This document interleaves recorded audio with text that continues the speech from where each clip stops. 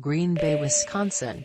Green Bay Packers quarterback Aaron Rodgers has tested positive for COVID-19 and will not be available for Sunday's game at the Kansas City Chiefs. The news was broken by NFL Media's Tom Pelissero. Jordan Love, last year's first-round pick, will make his first NFL start against the Chiefs. He is the only other quarterback on the roster, which adds just another layer to the story. Rodgers was not vaccinated, according to a source, even though he said he was immunized when asked on August 26. "Yeah, I've been immunized," Rodgers said. "You know, there's a lot of conversation around it, around the league, and a lot of guys who have made statements and not made statements, owners who have made statements. There's guys on the team that haven't been vaccinated. I think it's a personal decision.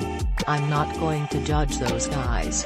There are guys that have been vaccinated that have contracted COVID. It's an interesting issue that I think we're going to see played out the entire season." At least for his twice-weekly news conferences, Rodgers has been acting as if he has been vaccinated. Other non-vaccinated players have talked to reporters only via Zoom. Rodgers has spoke in person and without a mask. Losing Rodgers was the internal concern when practice squad quarterback Kurt Benkert tested positive for COVID. After a three-day break following Thursday night's upset victory at Arizona, Rodgers practiced on Monday but Benkert was not on the field. The Packers placed Benkert on the COVID reserve list on Tuesday. The Packers beat the Cardinals last week with receiver Davante and Alan Lazard on the COVID reserve list and defensive coordinator Joe Barry having tested positive for COVID, as well. They were able to get it done in part because of the presence of Rodgers. Now, they'll have to get past the Chiefs with Love making his first start.